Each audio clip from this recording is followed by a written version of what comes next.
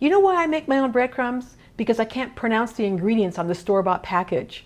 Homemade breadcrumbs are going to taste better, you'll save money, and mine are healthier because I make them with whole wheat bread. So I'm going to show you both dry and fresh breadcrumbs. First we'll start with dry, and you preheat your oven to 300 degrees.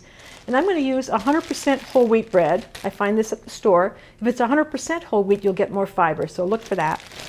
And we're going to take, let's say maybe 3 slices, and you just cut them into evenly sized pieces. I don't know, these are maybe like 1/2 inch.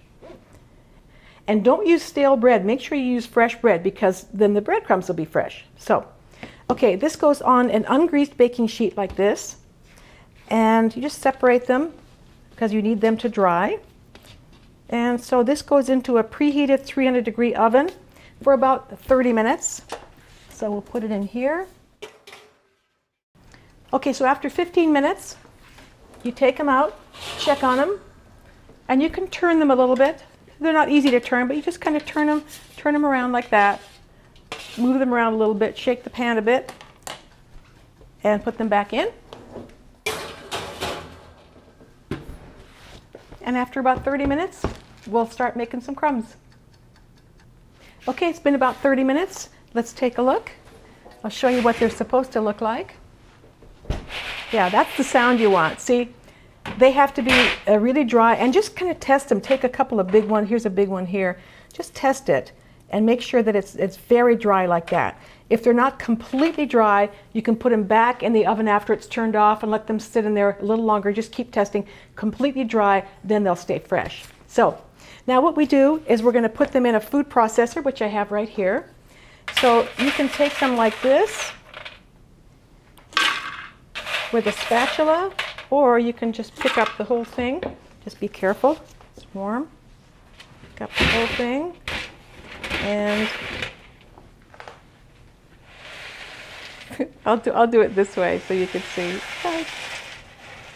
Into the food processor.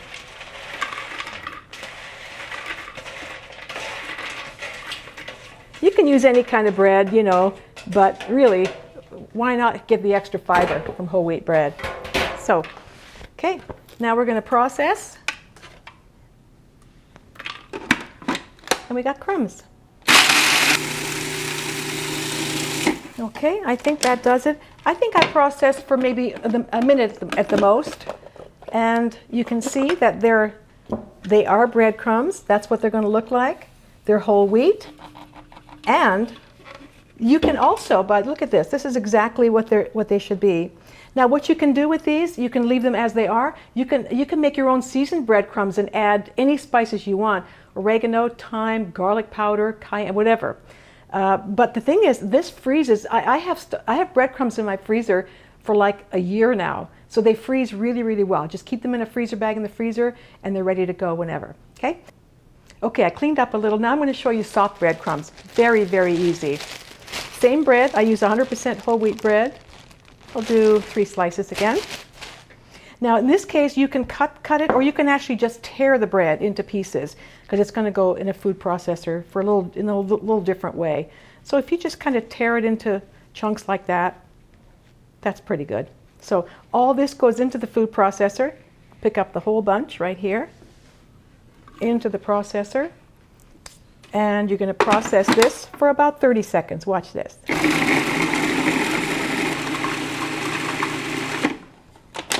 I don't know if I think that was about 20 seconds, but anyway, here they are, and these are absolutely perfect. Look at this.